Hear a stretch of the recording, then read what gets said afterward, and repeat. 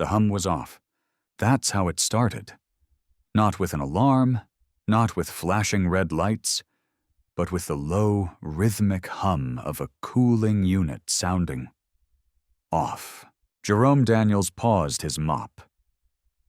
It was 2:43 a.m., a time when even the rats were asleep. But inside the federal cybersecurity complex in D.C., the machines never slept. He tilted his head. That whirring noise. Subtle, but wrong. Not broken, just different. Like someone had adjusted the fan speed by a fraction. Like someone had tampered with the airflow pattern deep inside the walls. No one else would have noticed. But Jerome had spent 12 years in military engineering, stationed in war zones where the difference between a drone and a dying fan could cost lives. Now, he mopped server floors for a living, after being told he lacked the required academic credentials for a permanent role in cybersecurity. He wasn't bitter, not anymore, not until tonight, because tonight, the hum was telling him something. 10 hours earlier, JD Vance had walked into the building, flanked by staffers, badges, and silence. He wasn't here for a speech, just a quick closed-door briefing on federal cybersecurity upgrades. Jerome had seen him before. Same tailored suit, same stiff jawline, but never noticed, never spoken to. Until now, as Vance walked past the janitor's closet, he paused. Jerome Daniels had mastered the art of vanishing, not physically.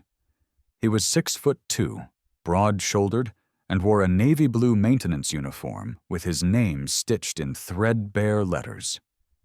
But socially, psychologically, he was a ghost.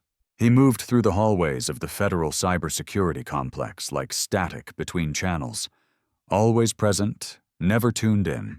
Every night, he clocked in at 10 p.m., and every night he pushed the same squeaky cart past the same secure doors, nodded at the same yawning night guards, and cleaned under the same rows of blinking servers that hummed with the weight of the country's secrets. Jerome had learned something in the military. The most dangerous room isn't the one full of enemies. It's the one where no one knows you're there. And tonight, he wasn't even sure if that made him invisible or free. There was once a time when Jerome thought he'd help build systems like these. He had enlisted young, mechanically gifted. First in his squad to strip and rebuild a guidance system in the middle of a blackout training exercise. No college degree, just grit, logic, and hands that understood pressure points better than most PhDs. After discharge, he applied for dozens of cybersecurity infrastructure roles. But every recruiter smiled the same condescending smile. Your experience is impressive, Mr. Daniels, but we require formal credentials.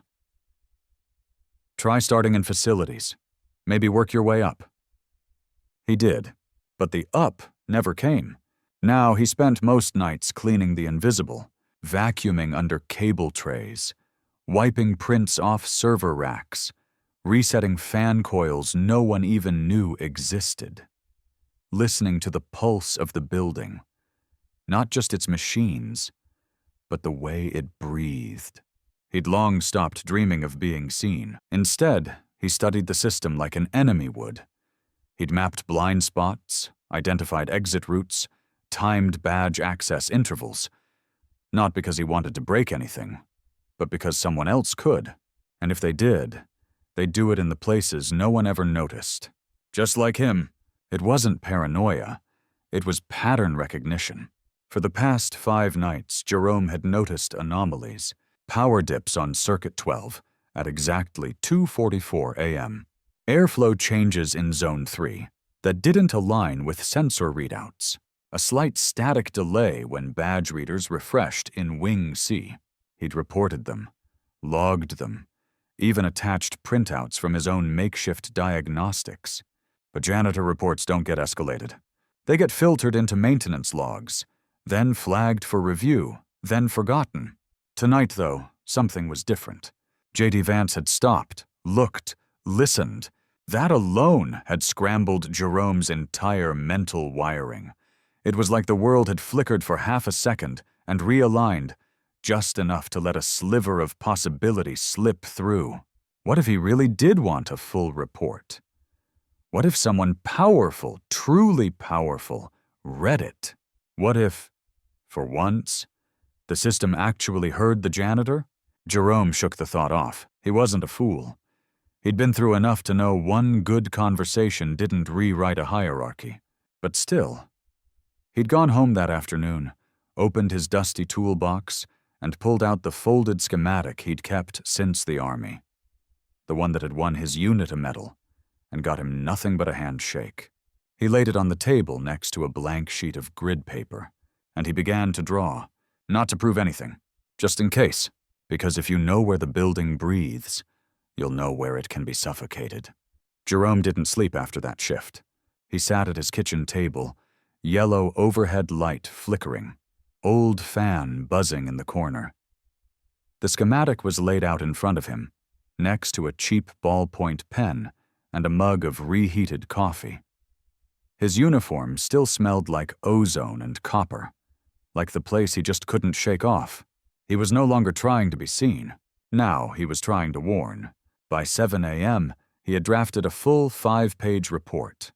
He color-coded airflow inconsistencies, power irregularities, server intake anomalies, attached timestamps, diagrams, cross-referenced energy logs with badge activity spikes. It read like a cybercrime novel. Except it wasn't fiction.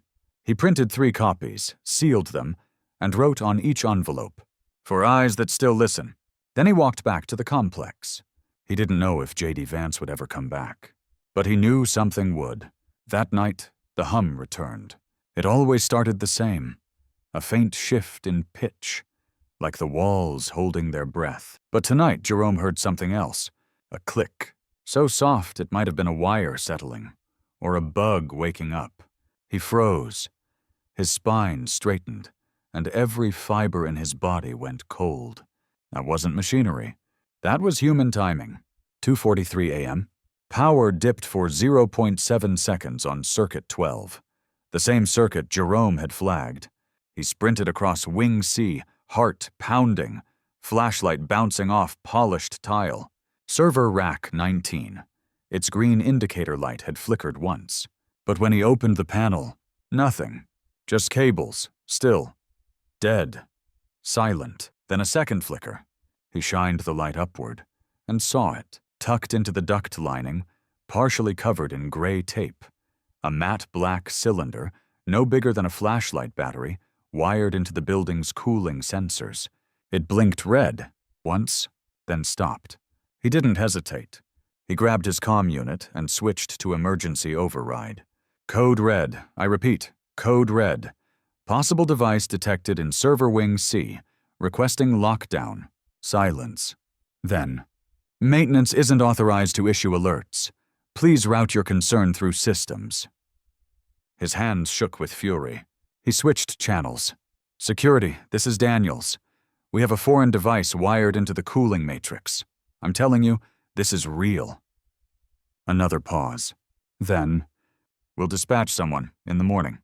Jerome stared at the vent. Red light burned into his vision. It was happening. Not in theory, not in diagnostics, not in diagrams, right now. And no one cared.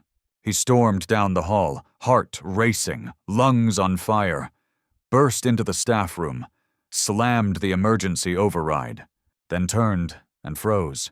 Because JD Vance was already there. No suit, no entourage. Just him, holding Jerome's report. Their eyes met. Neither spoke for a moment. Then Vance said, quiet but sharp, "I was about to leave town, but I read it, all of it." He walked past Jerome, calm but fast. "Where's the breach?" Jerome didn't ask questions. He led. They reached server rack 19 in under 30 seconds. Vance stared up at the vent. That tiny, blinking lie. That proof of everything Jerome had been shouting into the void. He turned to him. "You know what this means, don't you?"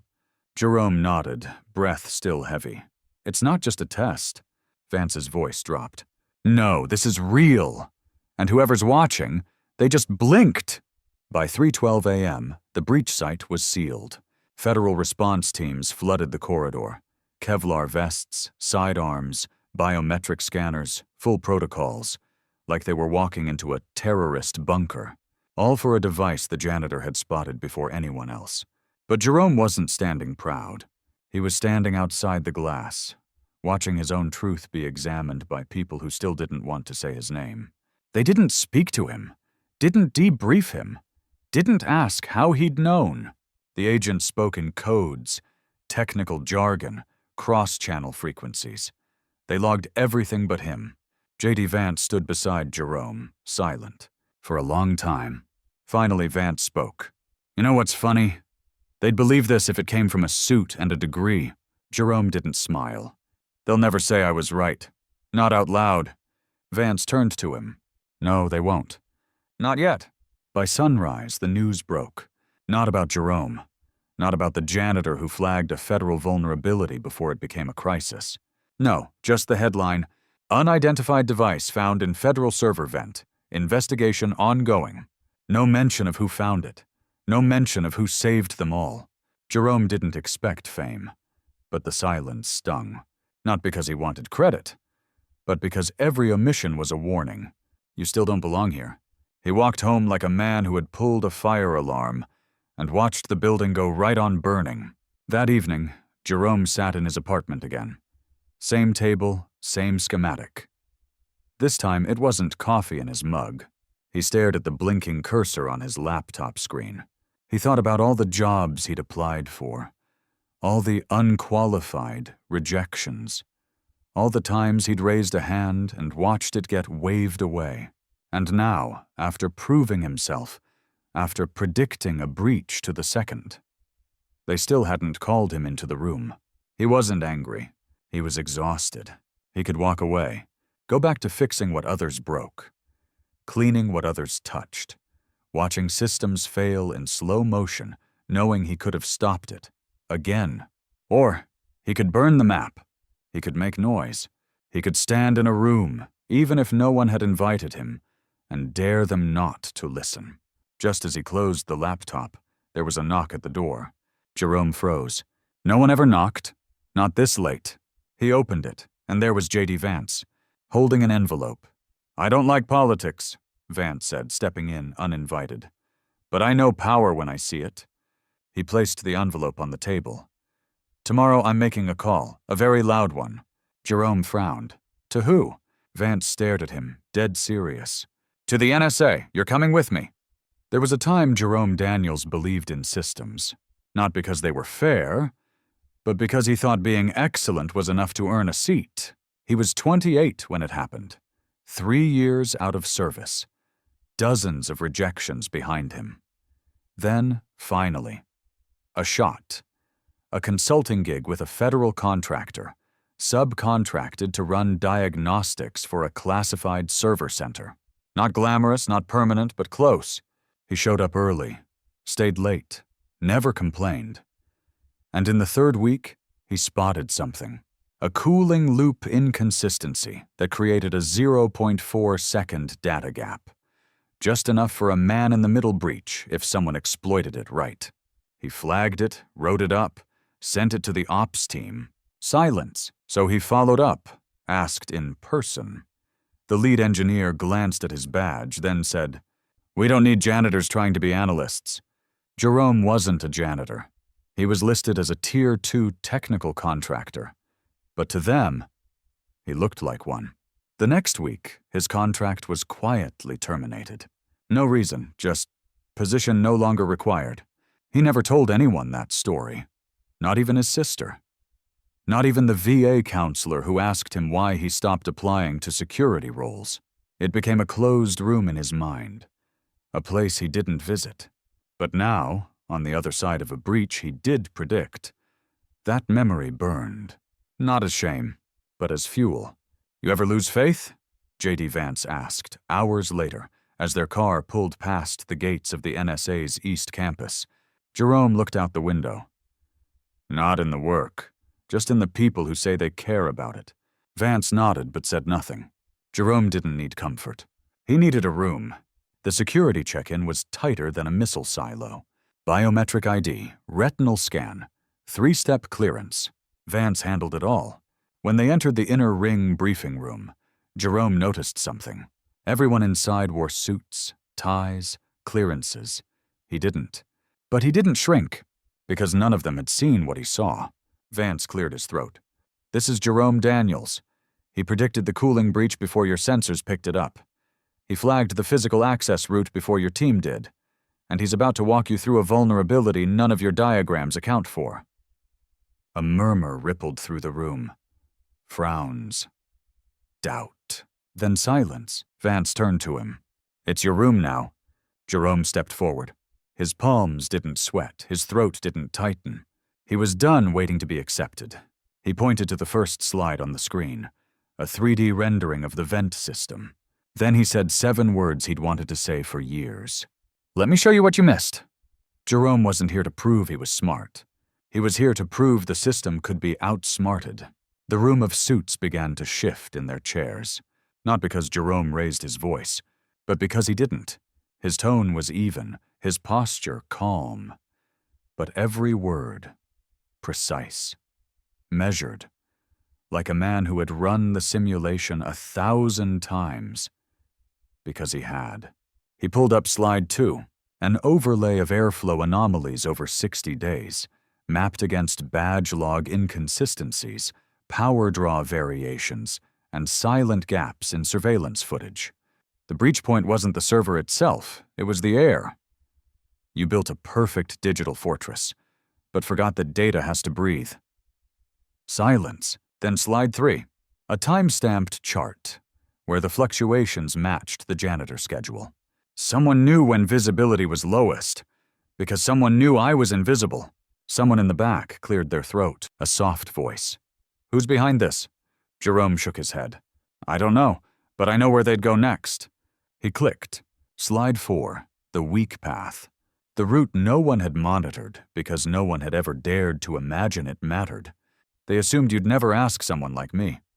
When the briefing ended, no one applauded. They asked for his file, his diagrams, his mock attack plans. They started taking notes, real notes. Outside, in the corridor, JD Vance caught up with him. "You just made them uncomfortable in the best possible way." Jerome leaned against the wall. His hands no longer trembled. "They'll never look at Vance the same way again." Vance smiled. "Now what?" Jerome didn't hesitate. "Now we plug the holes, all of them." The next 72 hours moved fast. Jerome wasn't an employee, but that didn't stop them from following his blueprint. Camera angles were adjusted, airflow sensors recalibrated, badge access reprogrammed to match real-time movement patterns. Vents sealed with RFID-embedded smart mesh. Jerome's idea. No one asked where he learned all this. No one dared, because when you've proven the whole, you get to lead the patch.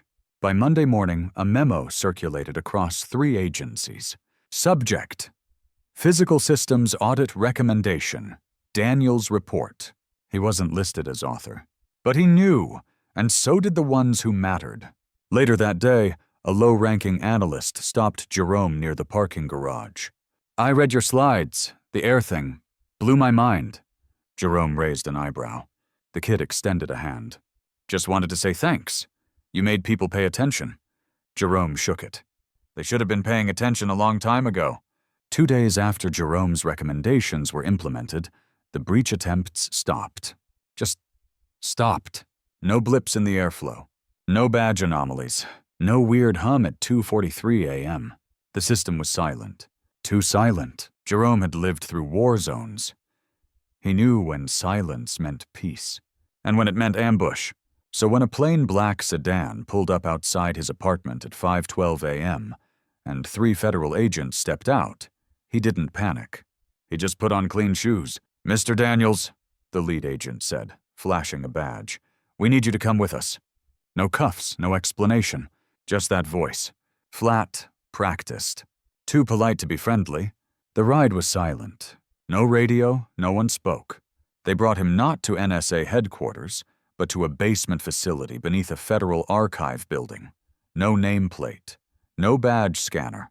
Just a red door, and behind it, a table, a chair, and one file folder. An agent dropped it in front of him. This is your military service record, your tech applications, your contract termination letters, and your full Daniels report. Jerome nodded. You read it? We did, and we have questions. For the next hour, they grilled him. Not about the vents, not about airflow or cameras, but about why he saw what he saw. Did someone coach you? Where did you learn the RFID mesh protocol? Do you have external contacts in cybersecurity? Have you ever spoken with anyone from a foreign agency? Jerome stared at them. Then, slowly, let me get this straight. You ignored me. Then I was right. Then I helped you fix it. And now, you think I'm the leak? The room was still. Then one agent said, It's just unlikely someone with your background would have figured this out alone. Jerome leaned forward. That's the problem, isn't it? Silence again.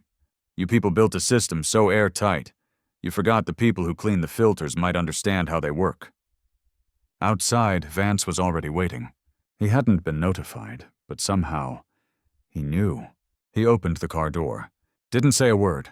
Let Jerome sit in silence the whole way back. Only when they pulled into a parking lot did Vance speak. You shook the hive. Now the bees are confused. Jerome nodded. They don't know if I'm the hero or the threat. Vance stared ahead. You're both, and that's why you're dangerous. As they sat there, Jerome's phone buzzed. One message. No name, no number, just a sentence. Nice presentation. You missed something. Below it, an attachment. Encrypted. Locked. Time to open in 24 hours. The encrypted file unlocked at 2:43 a.m. Of course it did. Jerome stared at the countdown as the last seconds ticked away. The exact same time the original breach had begun. Someone was watching, still. When it opened, it wasn't malware. It was a video. Grainy, time-stamped, no sound. A corridor, inside the federal complex. 2 weeks ago, Jerome leaned in. There, at the edge of the frame, was a man in a federal security uniform, wiring something into the air duct. Not a hacker, not an outsider. One of theirs. Jerome forwarded the video to JD Vance with no message. 5 minutes later, Vance called. Where did that come from? Jerome replied, calm.